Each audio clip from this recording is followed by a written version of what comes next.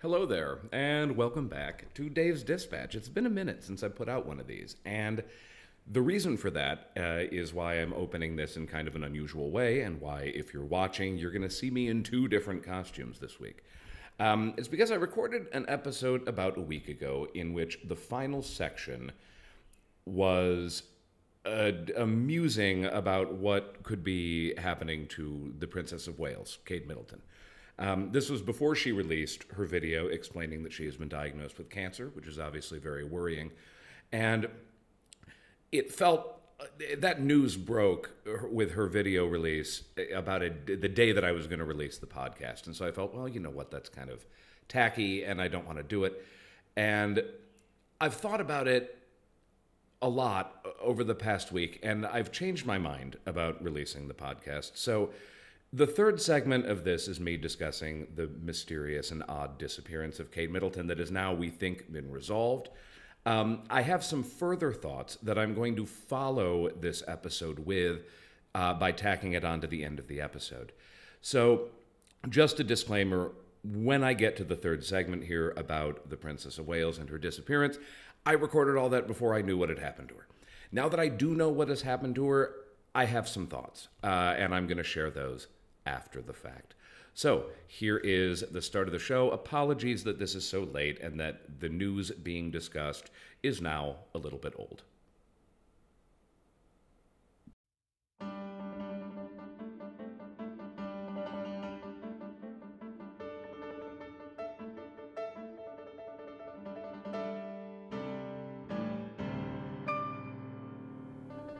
Hello, and welcome to Dave's Dispatch. Thank you for joining me. My name is David Dennison. I am the host of the show, and we're going to try to keep it nice and short and nice and sweet this week.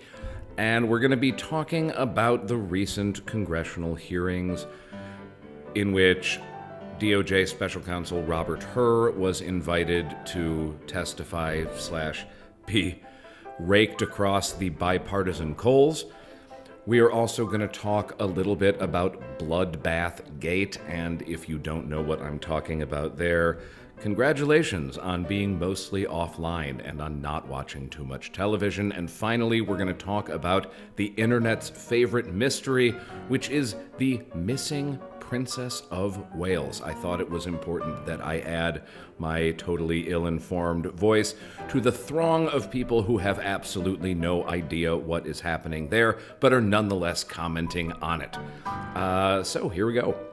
We're going to start with Robert Hur, and this is one that has annoyed me since that initial report came out. So if you don't remember what we're talking about here, if you for whatever reason have not followed this, Robert Hur is a Republican who was employed as a special counsel by the Department of Justice, and he was asked to look into whether Joe Biden had mishandled classified documents when he left the White House as Barack Obama's vice president.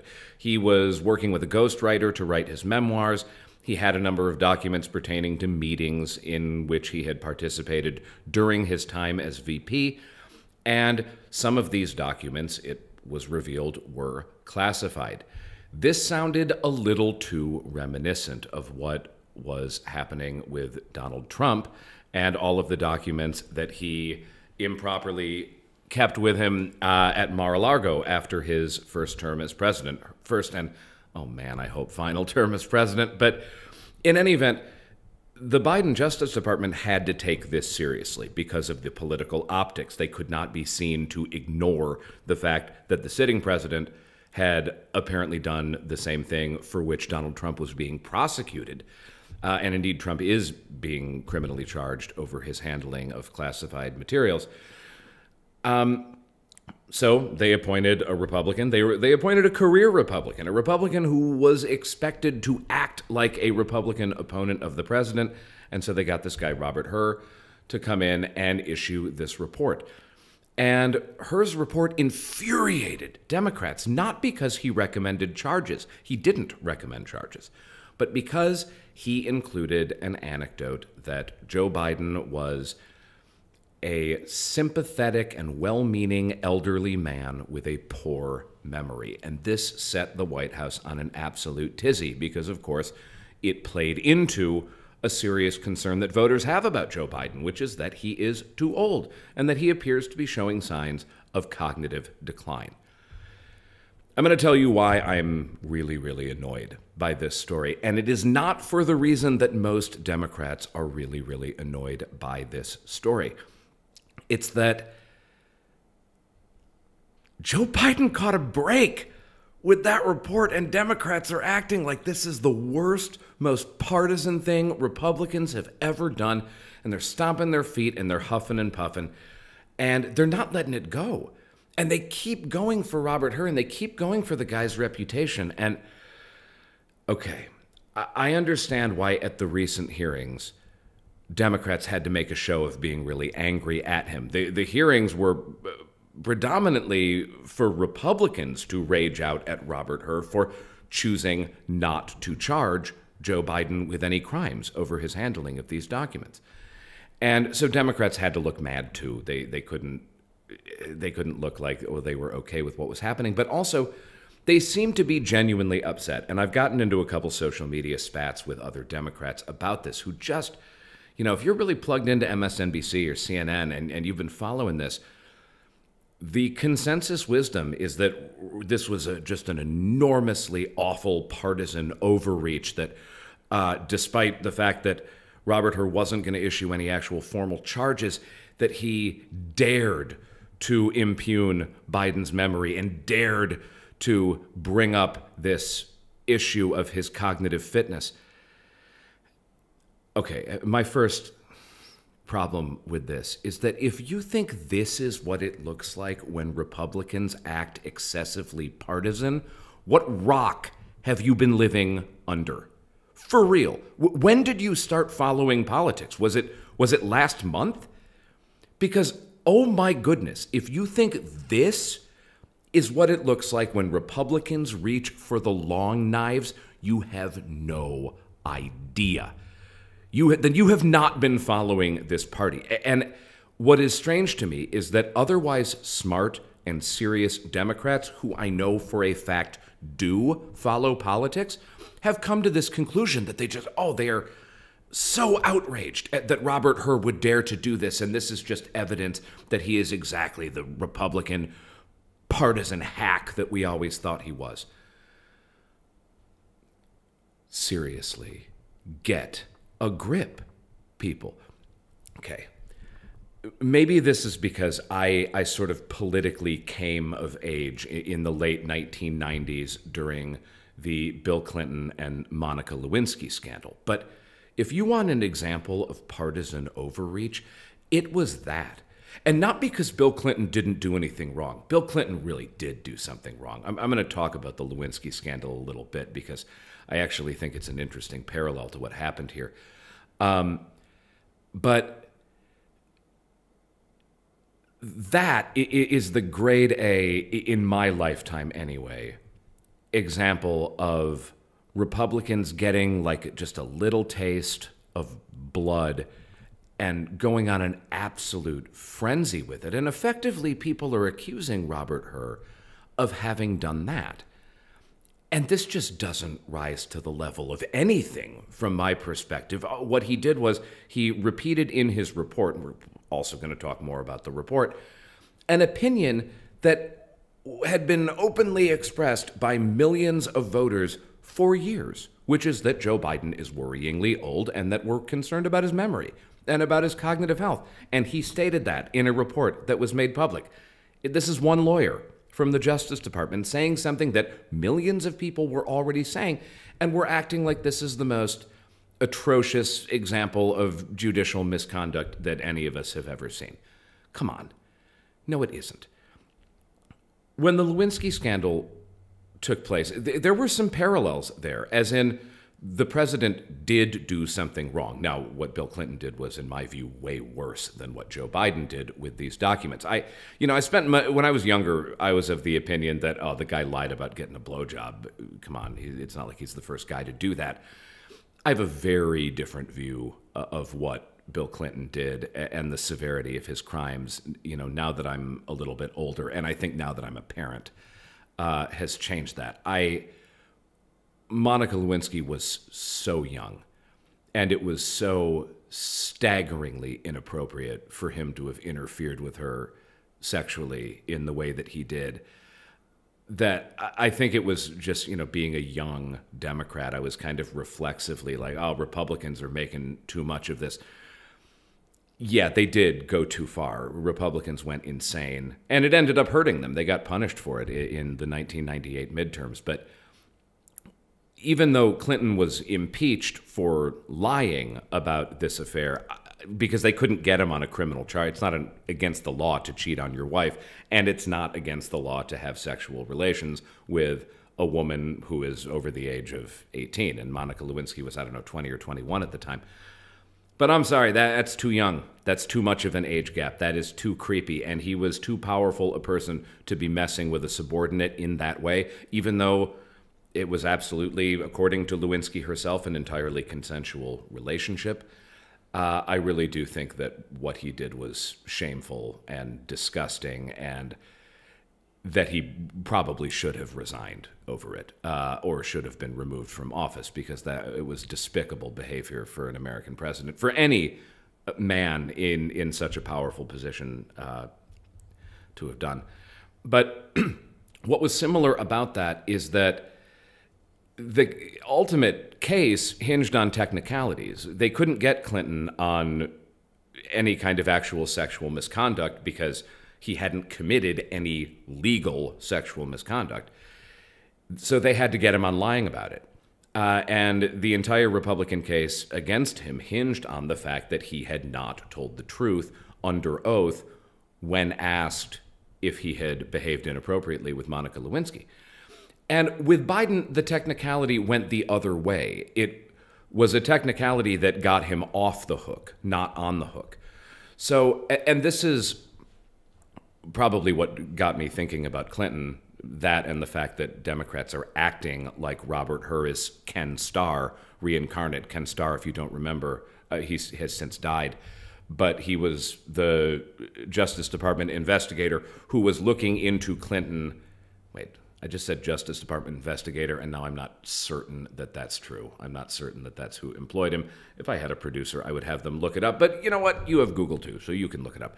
In any case, he was an investigator who was looking into one of the other half a dozen Clinton scandals, and he was a pit bull. He wanted Clinton blood on his lips, and ultimately, these taped recordings of Monica Lewinsky confiding in a woman who she thought was her friend, Linda Tripp, got leaked to him.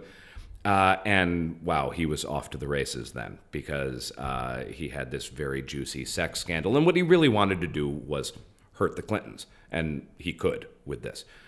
But he went way too far, and Republicans went way too far with it. And the voters hated it after a while, because the whole thing was just ugly and sordid. And they got sick of it. And Newt Gingrich and his Republicans thought they were going to cruise to electoral victory, and they didn't. They got creamed because voters were sick of him at this point. And maybe voters are going to get sick of Republicans going after Biden about this. I haven't sensed that the Biden document issue has really caught on among voters, and I actually think this is a criticism of Democrats, that they're sort of keeping this alive by continuing to complain so hard about it. But the other thing that got me thinking about Bill Clinton and Monica Lewinsky was this issue of a legal technicality. In Clinton's case, you're not allowed to lie under oath, being the thing that dragged the whole scandal into the spotlight and kept it there. Whereas with Biden, he got the opposite break. He's getting off on a technicality. And I'm about to talk about the law, and that's always a risky thing because I don't actually know that much about the law. I follow politics. There's a lot of intersection between politics and the law, and so I have come to learn perhaps slightly more than your average bear about the law and how it works, but it could be that some of what I'm saying a lawyer would be able to pick apart and say, well, Dave's wrong about this, that, and the other thing, and hey, they're probably right, and I am probably wrong. But it's not going to stop me from talking about it, because what fun is a podcast if you can't pop off about subjects you only know a little bit about? The issue in Joe Biden's case was that we have a principle in the American legal system called mens rea, which means in order to be found to have committed a crime, you have to be aware that the thing you were doing was a crime. This is related to why people who are judged to be criminally insane cannot actually be criminally prosecuted, and they end up going to a hospital instead of to prison. If you've ever watched an American legal drama, you've probably contended with this issue in some way. But for Biden, what the Hur Report found was not that he had not done the things he was being accused of having done. What it found was that he really had done all of them. But in every case of having mishandled these classified documents, what Hur could not sufficiently demonstrate was that Joe Biden knew he was doing something wrong. This is a pretty significant get-out-of-jail-free card for the president. And it is, if you go through the report, which was long, and there were several counts of this for which Joe Biden was being investigated. I mean, effectively, as we know from the Trump case, when there is an issue of mishandling of documents, you can potentially face a charge for every document that is mishandled. So if you've got boxes and boxes of these things, you could be in real trouble. If you've got a whole bunch of sensitive material that you're not supposed to have, that is a whole bunch of crimes sitting around in that box. And this was the case with Joe Biden. And just at every turn of the Hur Report, the conclusion was the same. Yeah, he did it, but we don't really think he meant to do it. We don't really think he knew he was doing it. He may not have remembered that that document was still classified at the time it ended up in his house. And the reason I'm going on about this is because it was for that reason that Robert Hur raised the issue in the report of Joe Biden's memory and about his cognitive health. Democrats are treating this like this was a completely extraneous hit job, that he found, well, Joe Biden didn't commit any crimes, but he's really old and he maybe has dementia, so we should be very worried about that. No.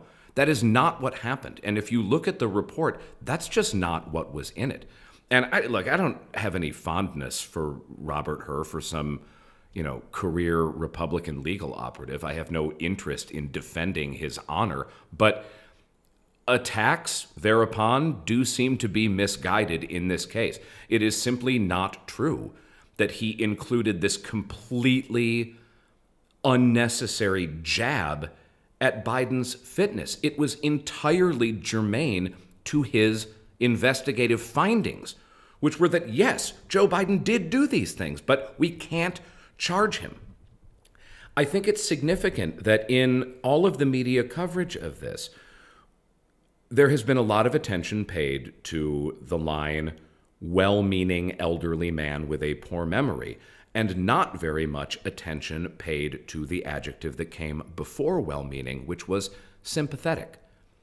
Because what Hur was saying when he said this was that he felt, if he brought charges, that a jury would find Joe Biden to be sufficiently sympathetic that they wouldn't want to convict him. It wasn't that he thought there's nothing there. It was that he thought, I'm not going to get a prosecution of this guy. And no one is, because he's just a kind of affable, doddering old man. Now look, if you're a Democrat, particularly if you're a Biden Democrat, you are entitled to not like that. You are entitled to be upset that Hur said that, because it was highly damaging.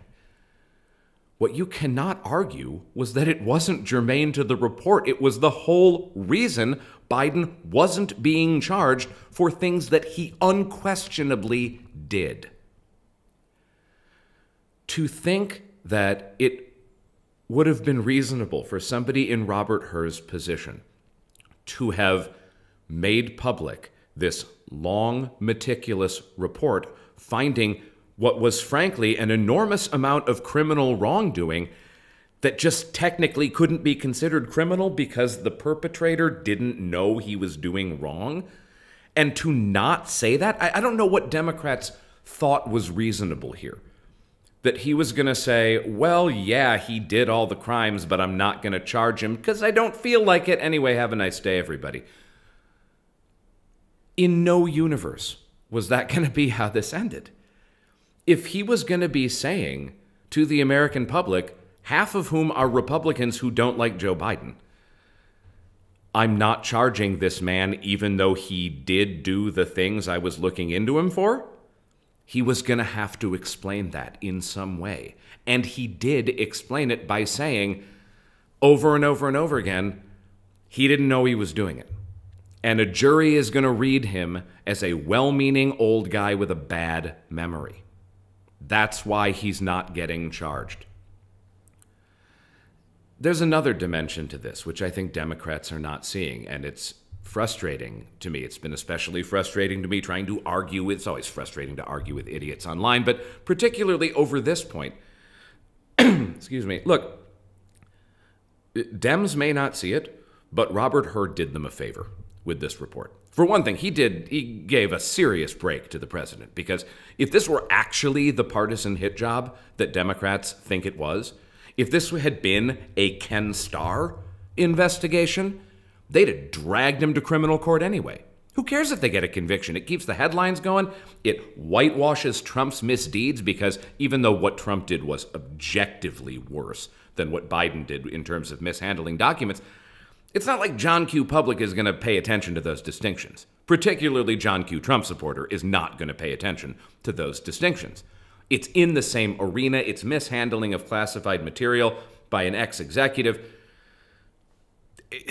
There was no way that a report that simply said, well, yeah, Joe Biden did the same thing, but we're not charging him, and that report came out of Biden's own Justice Department, was not going to have any credibility with the American public. By putting this little nugget in there that was going to make Democrats lose their minds, that actually gave the report credibility. And it is possible that Democrats do understand this, and they're playing 11-dimensional chess here, and I'm just not giving them credit for it. And you know what? If that's the case, good on them.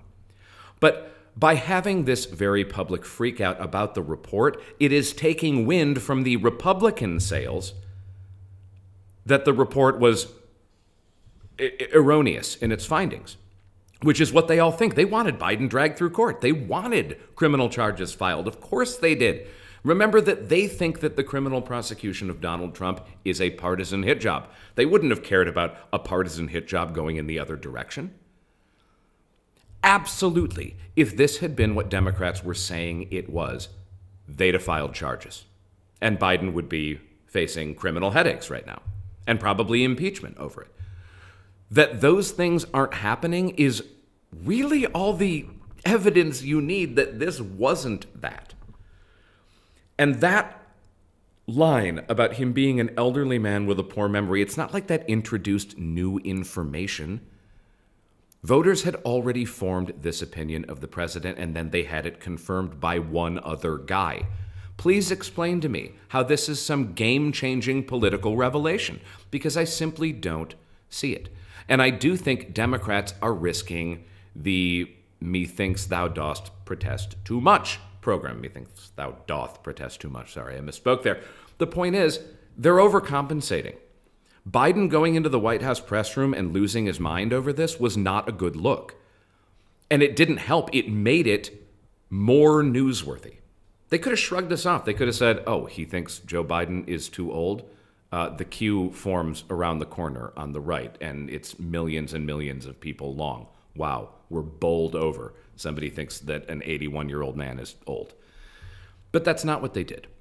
What they did was they went crazy, and they impugned Hur's reputation, and they said it was completely unjustifiable that he did this. And this is all MSNBC and CNN were talking about after the report came out. And come on, you guys.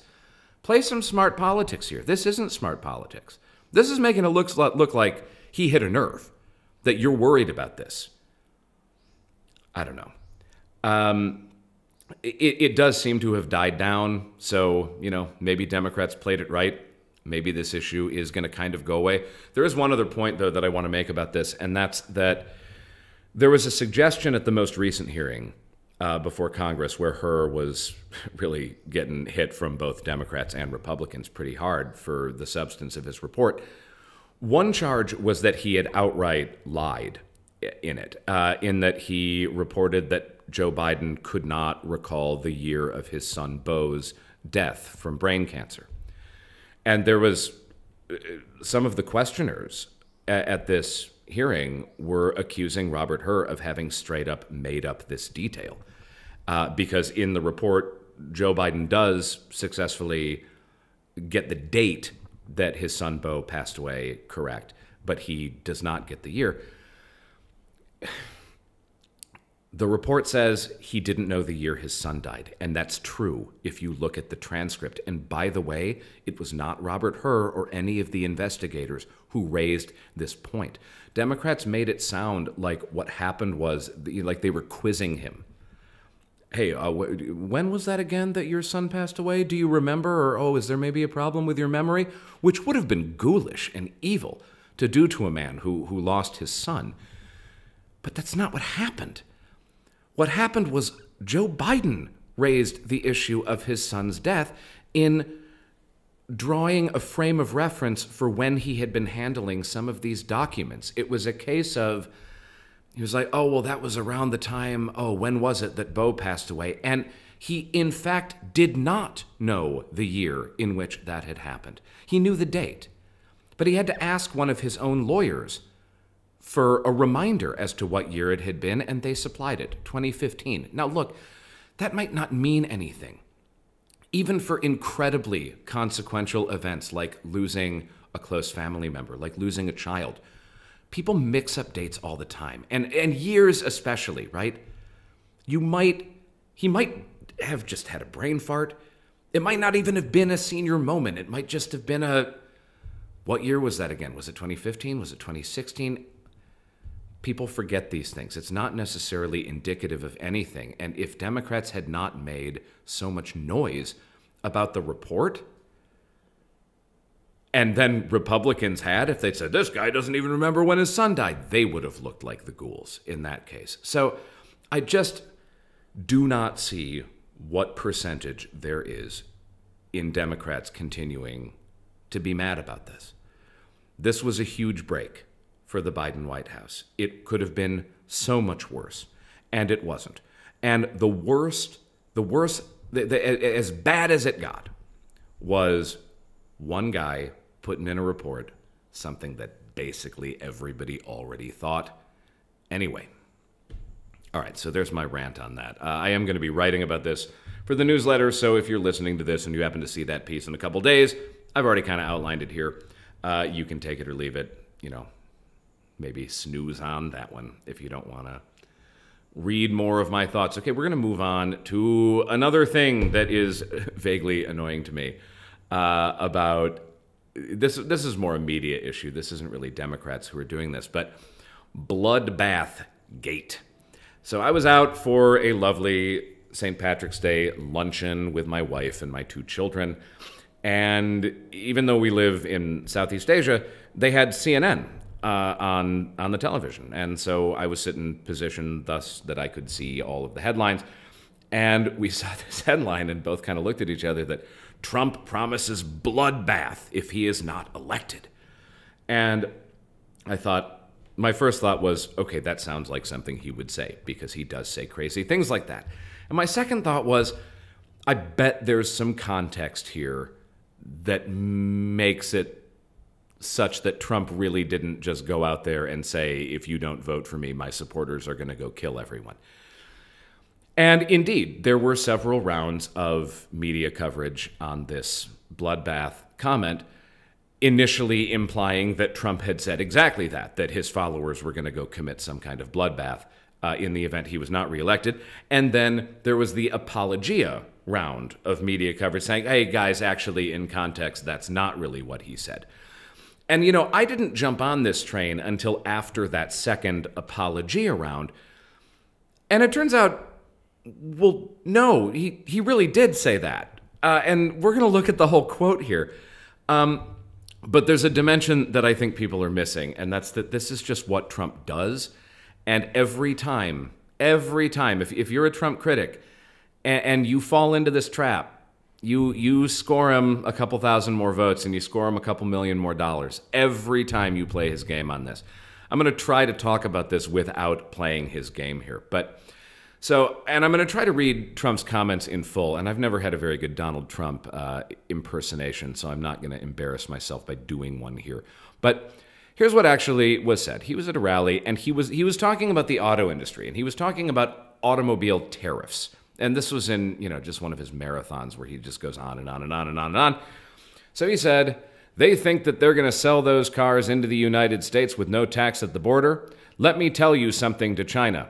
If you're listening, President Xi, and you and I are friends, but he understands the way I deal. Those big monster car manufacturing plants that you're building in Mexico right now, and you think you're going to get that, you're going to not hire Americans, and you're going to sell the cars to us? No. We're going to put a 100% tariff on every single car that comes across the line, and you're not going to be able to sell those guys if I get elected. Now, if I don't get elected, it's going to be a bloodbath for the whole... That's going to be the least of it. It's going to be a bloodbath for the country. That'll be the least of it. But they're not going to sell those cars. They're building massive factories. Okay. The initial charge was Donald Trump promised a bloodbath in the event he is not reelected. Okay? Then the no, that's not quite what he meant, apologia round of media coverage was Trump was talking about the auto industry. He wasn't talking about violence.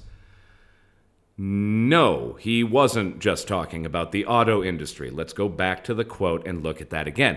Indeed, he was talking about the auto industry before and after he made the bloodbath comment, but if you read his wording, he's actually quite careful to point out that he is not just talking about the auto industry when he talks about a bloodbath. Now, if I don't get elected, it's going to be a bloodbath for the whole... That's going to be the least of it. That meaning the auto industry. It's going to be a bloodbath for the country. That'll be the least of it.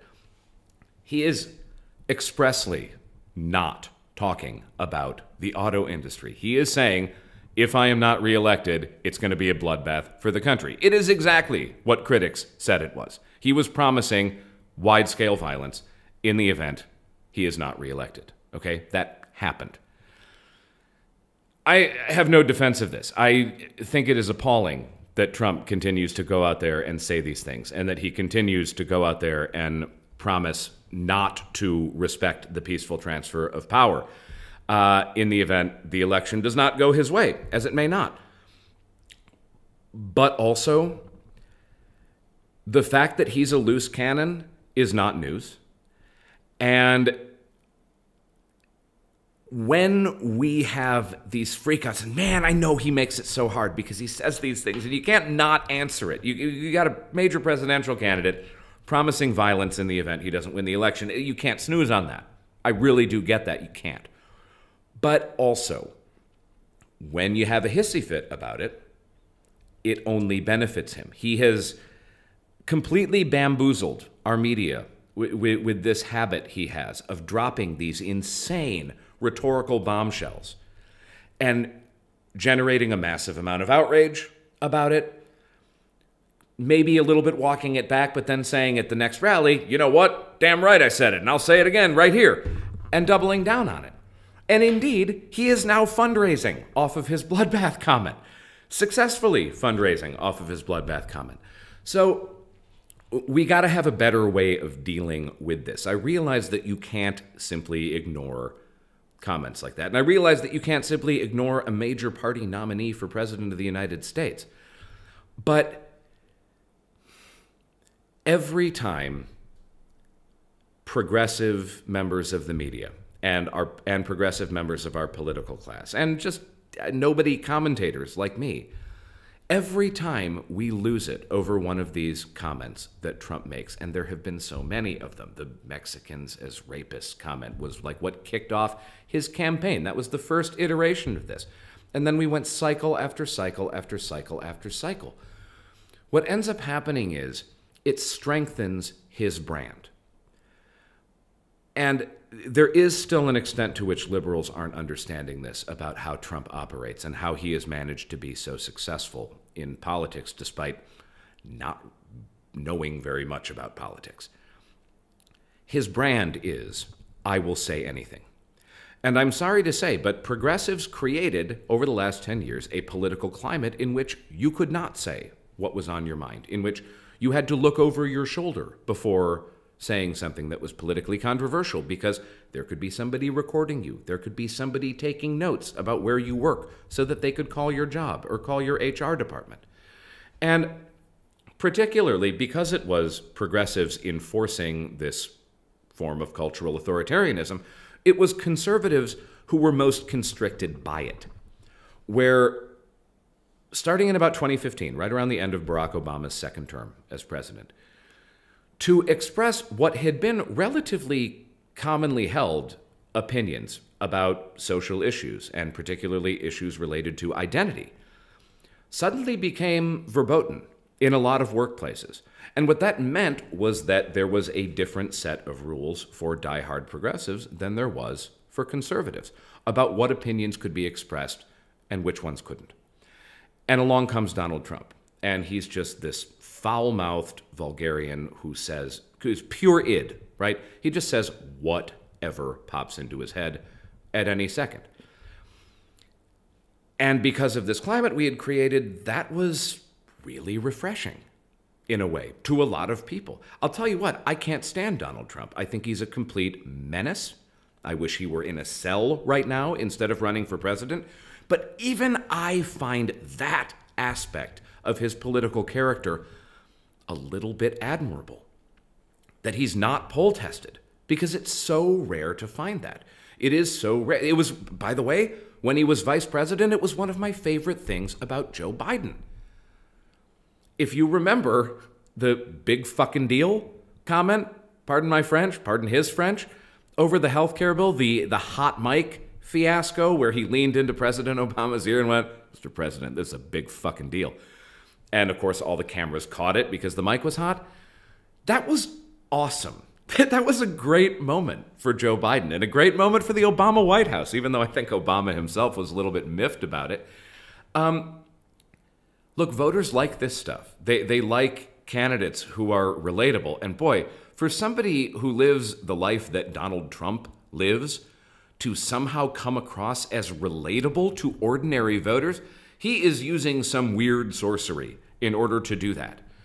And I think that that sorcery is the completely unapologetic manner in which he says horrible things in public. Because it doesn't hurt him. It just never has. That Democrats have had a freak out over some awful thing that he said, and it has led to voters being turned off. Trump has a hardcore of supporters who become, what's the word I'm looking for? Invigorated every time one of these blow-ups happens. They love this about him, so that it only deepens their affinity for him. And he has, I think, a lot of maybe more lukewarm Republican supporters who are going to vote for him because they won't vote for a Democrat, but maybe they'd really prefer to be voting for somebody like Nikki Haley. Even those people, though, are pretty unlikely to be sympathetic to, Democratic nanny scolding. Because nobody likes that. I'm a Democrat, and I don't even like that. It makes me crazy. And so when there is one of these episodes of Trump, going off script and saying something outrageous, and then there are several days of media coverage about, oh my God, he promised a bloodbath, it only helps him. So we've got to figure out a different way of dealing with this. Now, one other point I'm going to make, there were some kind of funny compilations floating around social media of people like Rachel Maddow and Chris Hayes and these very liberal, prominent media figures using the word bloodbath themselves after having gone on a 2-day freakout about the fact that Trump used the term bloodbath. Gotcha! No, it's not a gotcha, and I'm going to explain why. Yes, the word bloodbath is part of our political lexicon, but when we usually use it, we're talking about electoral results, not electoral aftermath. We're saying the election was a bloodbath, as in that candidate got beaten really badly. It is not common to say, in the event that candidate X loses, his supporters are going to enact a bloodbath on the opposition. That is quite rare, and that is really what Trump was talking about. I'm sorry, he was. If you're a Trump supporter and you don't like that being pointed out, take it up with the orange guy. Tell him to stop saying the crazy crap. All right? But, so yeah, do Democrats sometimes use the word bloodbath in a political context? Yes, but they don't mean it the way he meant it. And in any event, there's a rather rich piece of history here that provides some context, doesn't it, for Donald Trump's remark? Because I feel like there was, I don't know, there was this little event at the Capitol building. It was on, what was it, January 6th or something, where like all these people showed up and caused trouble, and Trump was in some way involved with having stirred that particular pot, I think. So for people to worry that when Donald Trump says there's going to be a bloodbath if I lose, it might mean something different than Rachel Maddow saying this election is so one-sided it's going to be a bloodbath for the opponent. Yeah, they're right. There actually is a difference, and we know that because we've already seen what Donald Trump means by comments like that. So please, to the conservatives jumping up and down and thinking, oh, gotcha, he just did exactly what Democrats do. No, he didn't. No, he didn't, you Muppets. But the bottom line here is we've got to find a better way. We've got to find a way to break this hold that Trump has on the media, because he does this so often, where he says something so outrageous that it cannot be ignored. It just can't, you can't ignore it. You can't just snooze on it. And then all that ends up happening is we get 2 days of the Trump show, or 3 days, or a week of the Trump show. And then he starts fundraising on it, and he gets millions of dollars, and he gets more supporters. And Democrats end up looking like the annoying cultural scolds, like the HR department having to come in and ruin everybody's fun. I genuinely don't have an answer to this. I don't know how you can responsibly fail to comment when Trump does something like this. But I also think that commenting, even negatively, seems only to help him. I don't know, it's the smoky season here. My brain isn't working well, but I don't know. He's like some sci-fi creature where every time you shoot your laser beam at it, he absorbs its energy and grows stronger. Like, that's Donald Trump. And at this point, it's round 2. No, it's round 3. This is the 3rd election he's running, so we know how he operates. It's not mysterious. We still don't have a way of combating it. I don't know what the hell to do about that. I really don't, folks. But it's not a good thing. Okay, we're going to wrap up that segment and move on to the final one. And I want it to be made very, very clear up front here that I have no earthly idea what I'm talking about when it comes to this. I got to this party even later than I got to the Bloodbath-gate party. But I've seen enough internet videos of people who I think know even less about it than I do that I don't feel all that ashamed about throwing my 2 cents in here. So what we're going to talk about is, actually, where the hell is Kate Middleton? Where is the Princess of Wales right now, and is she okay? I don't see how it's I was about to do my usual. If you haven't been following this, here's my break. Okay, if you haven't been following this, just Google it, folks, because this is the weirdest thing ever. I thought at first that when I started seeing this like pop up on social media, the like, where is Kate Middleton? I thought it was a joke at first. And then it went on for a couple days. And then I thought, okay, maybe this is actually concerning. And perhaps it still is. But it has now definitely crossed the line from being concerning into just being straight up batshit weird. And I really can't account for it. I don't. So the Princess of Wales is missing. And nobody from Buckingham Palace and the royal family will say where she is. We don't, not missing like the police are looking for her, but missing like she has not been photographed in public since December. There have been reports of her having had a potentially major abdominal surgery, although it's also been called a planned abdominal surgery, so maybe major, maybe not major. And it had gone a very long time since anyone had seen her, and people started to say, hey, where's Kate Middleton? And then these pictures started emerging, apparently with the approval of the royal family, that supposedly depicted her. One of them, at least one of them, did not look like her at all. Another one, the Associated Press had to take the extraordinary step of telling its outlets to stop using the picture because there was strong evidence that it had been either photoshopped or in some way doctored with artificial intelligence. This was a Mother's Day picture that was released of the Princess of Wales and her 3 smiling children. And people very quickly pointed out, yeah, that face that she's making is the exact face she's making in this other picture from months ago. Somebody photoshopped this and did a bad job. And the palace had to release a statement about this. And they released a statement purportedly from Kate Middleton saying, oh, I'm sorry that this caused confusion. Like many amateur photographers, I edit my pictures and I didn't do a very good job this time. Okay, yeah, amateur photographers edit their photos like by putting filters on it. They don't usually Photoshop people into the pictures that aren't actually there. Or if they do, it's like as a joke, like for a meme. So this is just a bizarre saga. And there have been like completely crazy and hilarious theories that try to account for what is going on and why the palace is not telling people what's going on.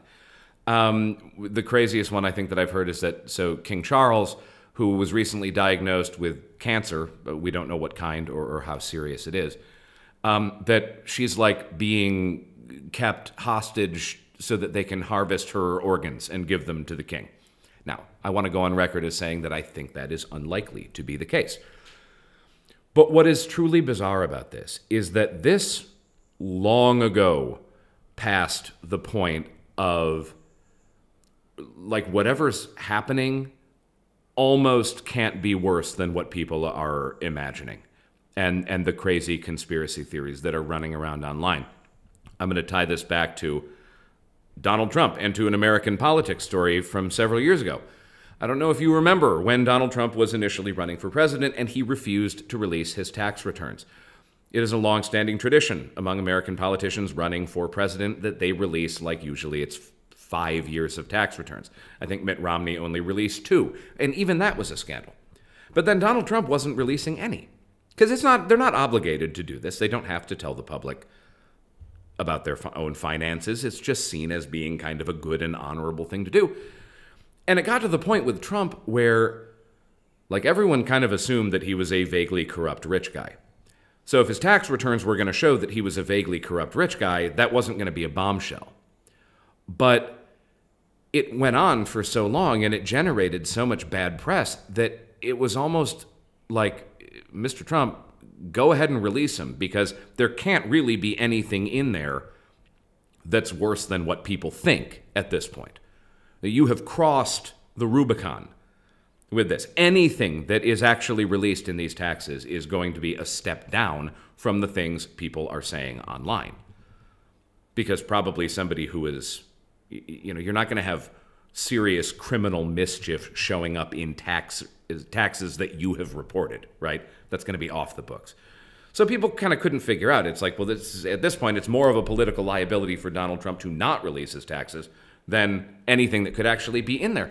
And I think Buckingham Palace is in a similar PR spot with the Princess of Wales. Whatever is going on with her, it can't be worse than people thinking she's being like strapped to a bed and her organs harvested to give to the king. Really? Or can it? Because at this point, I'm at a loss. What is very, very, very strange about this, and I don't want to walk through too many of the fan theories, but I do kind of want to touch on a few of them, because Some are vaguely more plausible than others. But what is so bizarre about this is that Buckingham Palace usually has a reputation for being pretty tight with their PR. I mean, in a sense, the royal family is exclusively a PR outfit. Like, that's what they exist for now. They don't hold power. They're not responsible for running a government. They are a public curiosity. And so for them to continue existing, they need to have a crack PR team working round the clock to make sure that their image is preserved. I cannot fathom why they have not. What could possibly be the explanation for their not having told people where Kate Middleton is at this point? Okay, fair enough. If a couple people on Facebook start popping off about it and it's just kind of a goofy conspiracy theory, yeah, you don't want to swing at every pitch. I get that. But now this is like serious media outlets all over the world are on this now, and they are sniffing around what in the heck is going on with the Princess of Wales.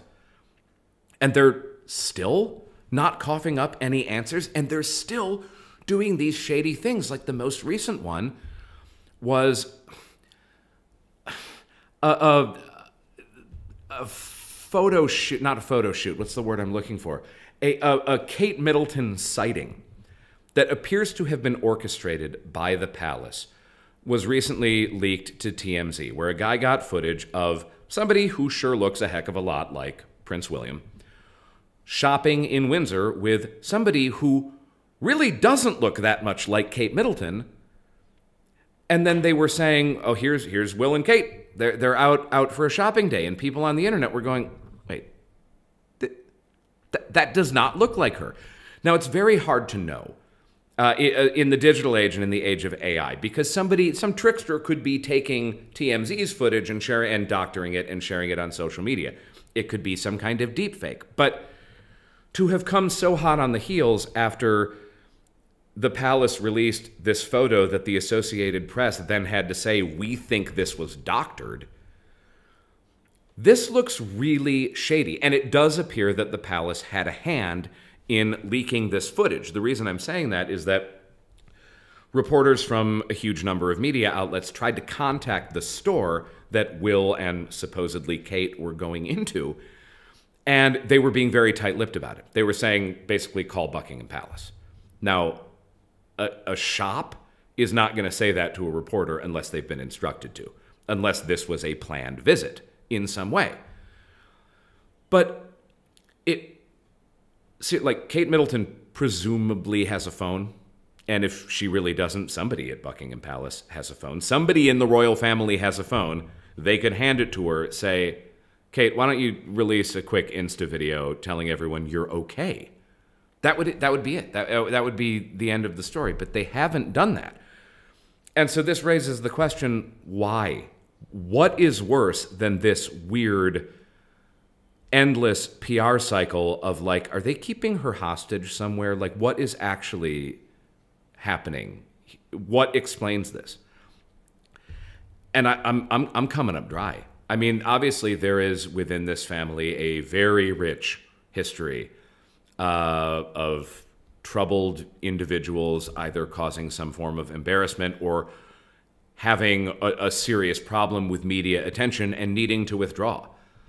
The late Princess Diana being the most obvious example that anyone can think of with this. So is something like that happening? Is the Princess of Wales having a serious mental health crisis? And they are just being tight-lipped to kind of protect her? That's really the only thing that makes sense to me.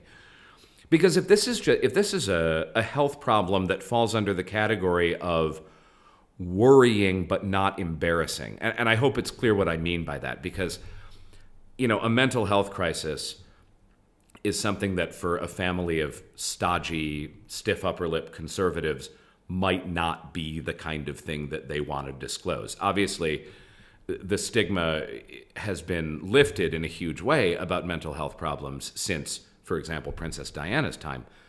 But that might not extend to the royal family. They might not feel super comfortable saying, she's just having a really hard time. Everybody give her a break. So that could be it. And so they think the best way to handle this is just to say nothing at all.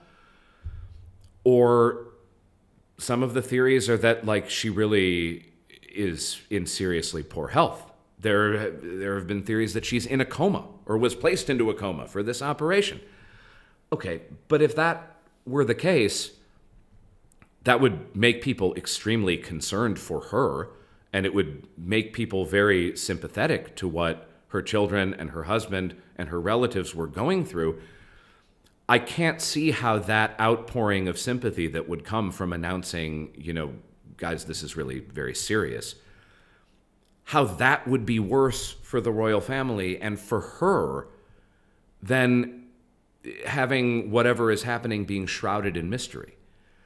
So just very few things appear to make sense about this, and that the royal PR outfit is dropping the ball so heartily on this, and that they keep trying to do these weird half measures that aren't convincing anybody, like releasing a doctored photo and then releasing a grainy video to TMZ that people are squinting at and going, that doesn't look like Kate Middleton.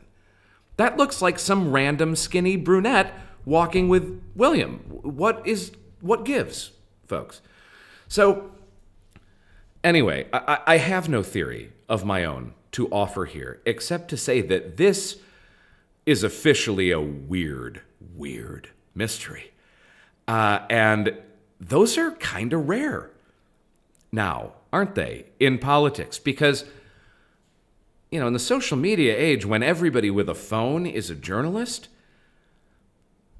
and everybody starts paying attention to the same thing all at the same time, it's not usually long before we have answers, before somebody gets to the bottom of it. And this has been going on for a while. Again, the last time that the woman was seen in public in a verifiable way was December.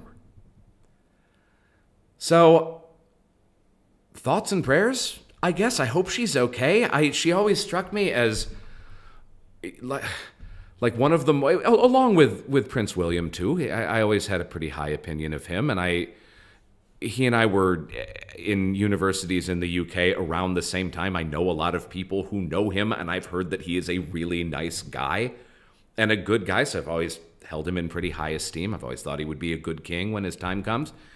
And Kate Middleton always struck me as somebody who was admirable, that she was a decent person, and not, when you stack her up against some of the other yahoos in that family, like Prince Andrew. But so this is the weird thing. Prince Andrew, when all the Jeffrey Epstein, he was having sex with teenagers scandal came out, he largely disappeared from public life.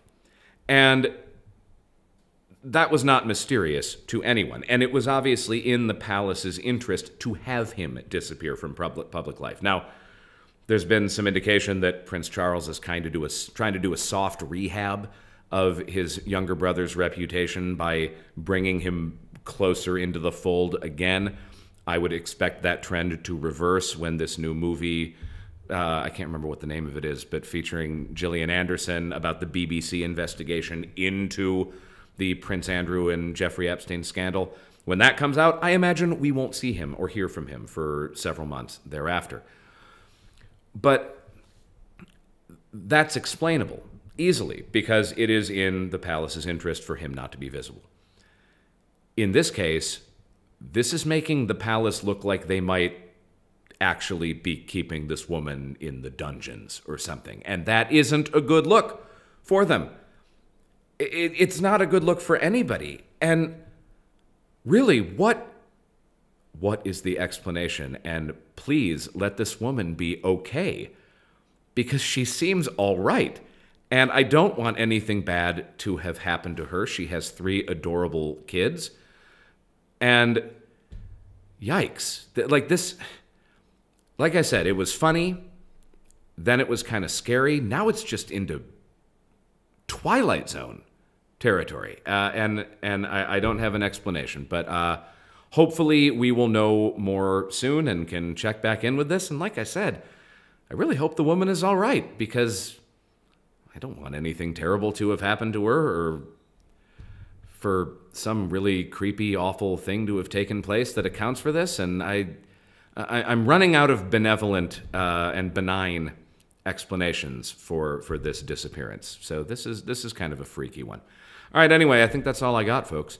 Man, here in Southeast Asia, it is the smoky season. If you are in a place where you are breathing fresh air, enjoy every sip of it. We'll probably talk about this on a future episode of the podcast, but nothing will make you appreciate the Environmental Protection Agency more than moving to northern Thailand in the springtime, because it is an ugly state of affairs over here. That's all I got. I'm David Dennison. Thanks for listening to Dave's Dispatch. Have an enjoyable weekend. Okay. And here is, now that we know what has happened to the Princess of Wales, she apparently, like her father-in-law, has been sadly diagnosed with cancer. We don't know the type or the severity. We can hope that it is the kind from which she can expect to make a full recovery. But a trend emerged in the wake of her announcement that is one that I find moderately annoying, and so I wanted to discuss it a little bit. It was perhaps best exemplified by late-night talk show host Jimmy Kimmel, who, in the series of, making a couple wisecracks about everything that had happened, said basically, okay, guys, now we know she's a real person, so let's all leave her alone and give her her privacy during this time. And I'm not an ogre, so of course I'm inclined to agree with that the royals are people. They are people, actually, that I admire in a lot of ways. And we certainly don't want to see a repeat of the catastrophe that befell the last Princess of Wales, Princess Diana. So having some kind of boundaries with the media and with public interest is a phenomenally important thing for the royal family to do, because they are in the public eye all the time, and that has got to take a toll. However, I don't really agree with Jimmy Kimmel that it's just, well, time to move on, and come on, guys, leave the poor woman alone. No, actually, I don't think anyone is obligated to just move on or leave her alone, particularly given how unusual this whole saga was. And all of that stuff that you just heard me say from before we knew about the cancer and before that video came out still kind of holds up. This was a massive PR catastrophe for the palace, and a completely inexplicable one, because, okay, she was sick, she was processing it, that had to have been hard. Why didn't they just say that? Why did it take so long? Why did they draw it out for such a long time with people having no idea? Now, here's the other thing. Kate Middleton is 42 years old. She's a couple years older than me. She was definitely aware of what was happening to Princess Diana while that whole saga was playing out. And so she had to have known what she was signing up for. Now, given the tragedy that took place in that Paris tunnel, obviously, as I just said, having some boundaries with the press is important. And so maybe one of the learnings from that was, well, we need to do a better job of making sure that our people don't just melt down under unrelenting press coverage. And I can certainly understand that. But I also think that the royal family enjoys incredible wealth and privilege. They are literally royal. And that privilege and the lives that they lead is subsidized by the British taxpayer, and that includes the British press. And in my view, particularly when you have married into this family and you have done so willingly and knowing everything that goes with it, I actually think that you are obligated. I think that you owe a debt to the public that has financed and supported this incredible fame and wealth and comfort and privilege in which you live. And the debt that you owe is repaid by your presence. The royal family does not have power, obviously, not really. They exist as national figureheads. And they exist, yes, as public curiosities. And they owe the British people they they owe them some access to their lives, is what I'm trying to say. They are obligated to show up. And if one of them is gravely ill, if something serious is happening that could potentially affect who's going to be the next Queen of England, if she has cancer and she's seriously ill, that is information of public import. It is not simply a private family matter. It would be nice if it could be, but that isn't the job that Kate Middleton signed up for. So I don't have an overwhelming amount of sympathy when the royal family wants to shut its doors to the public and say, leave us alone and give us space. It's like, no. Most people would be entitled to that, but you get an awful lot from the British public. And one thing that you can pay back to them is your visibility, is your presence. Now, why am I going on and on about the royals? I'm an American guy. What do I care about the British royal family? And why do I even like them? Because I do like them. I was a huge admirer of the late Queen Elizabeth II. In a different life, when I was a caterer, I actually served Prince Charles a few times. Once at Balmoral, now King Charles, but he was the Prince of Wales then. And he always struck me as a polite, if a bit aloof and effete guy. I don't have any problem with him. I don't know that I quite admire him as much as I admired his late mother, but I think he's going to be a fine king. And I think William is going to be a fine king when his time comes. But why do I like the monarchy anyway? And I do. I am a complete royalist, at least when it comes to Great Britain, or at least I'm a royalist when it comes to this style of monarchy, where we have a monarchy, but they don't have real power, and it's not like they can just lock people in the dungeons on a whim. And it can be hard to pin down why I feel the way I do about the British monarchy, because as an American, right, I'm not supposed to like that. The whole point of the country in which I was born and of which I am a citizen is that we don't do that, right? We don't have monarchies. Well, there's a lot more British history than there is American history, because Great Britain has been a nation for an awful lot longer than the United States has. So maybe this is a reckless judgment for me to be making, but I don't see that the American democratic system has necessarily produced superior results to a system of inherited power. Now, this is hard to pin down because the British monarch has not held absolute power for hundreds and hundreds of years. And, we're talking about going back to the time of swords and shields to draw a comparison to what that would be like. But having a monarch as a national figurehead and having a royal family, even one that is paid for by the taxes of ordinary folk, I don't think that's necessarily a bad trade-off. And I'm not going to be able to say this better than C.S. Lewis, of course, the great author of The Lion, Witch, and the Wardrobe, the Chronicles of Narnia series, who was also in his own right a brilliant theologian and philosopher. And he said this of the monarchy, and I'm going to read this quote directly. Where men are forbidden to honor a king, they honor millionaires, athletes, or film stars instead, even famous prostitutes or gangsters. For spiritual nature, like bodily nature, will be served. Deny it food, and it will gobble poison. I agree with Lewis there, in that people need other people to look up to. And that can come in the form of a national figurehead like a monarch. It can come in the form of a president, as arguably it does in the United States, and boy, have we had some awful ones of those. And it can come exactly as he said. We worship millionaires, we worship athletes, we worship actors and singers. And it's just not really clear to me that there's anything better about doing that than looking up to a king or to a queen or to a prince, particularly when they do admirable things, as mostly the British royal family has been good about doing. They do give back. They do charitable work.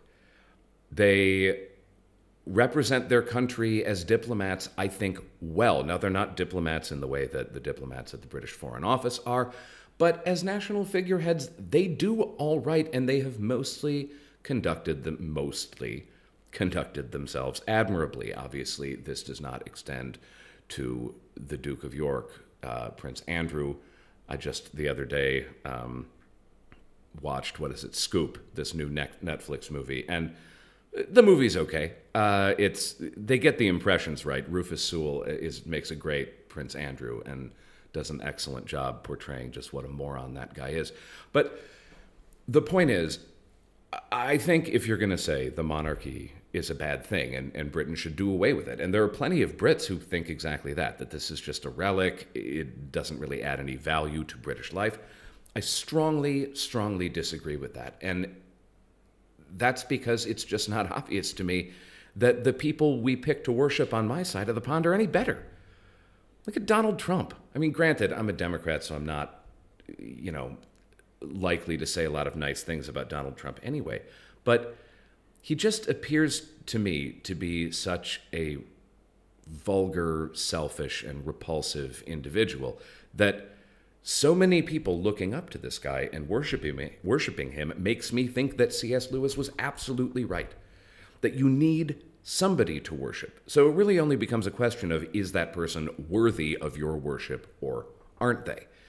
And in the case of the British royal family, I think they are mostly a worthy bunch to look up to. I think they mostly are responsible, dignified, and honorable people.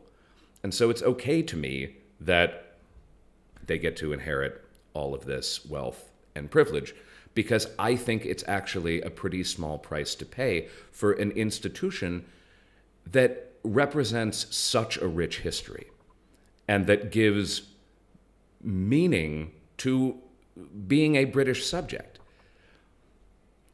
Obviously, not everybody agrees with that viewpoint. And certainly not every Brit agrees with that viewpoint. Many of them either are completely indifferent to the royal family or outwardly despise them. I am not a commentator who feels that way. And so just to tie this back to what is happening to Kate Middleton and to the King, I wish them both well. I really hope that they both recover from their illnesses, and I hope that they can continue to be with us for a good long time.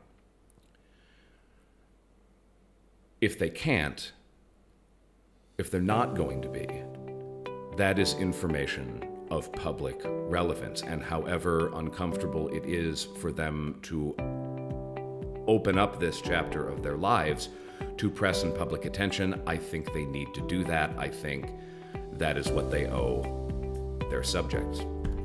And with that, we are going to wrap up this very tardy podcast. Apologies for not getting this out sooner. But with that, it's probably going to be a couple weeks before we do another one of these, for the simple reason that I am on spring break and I'm going to the beach, and I'm not going to be recording any podcasts while I'm there. So, adios, everybody. Godspeed.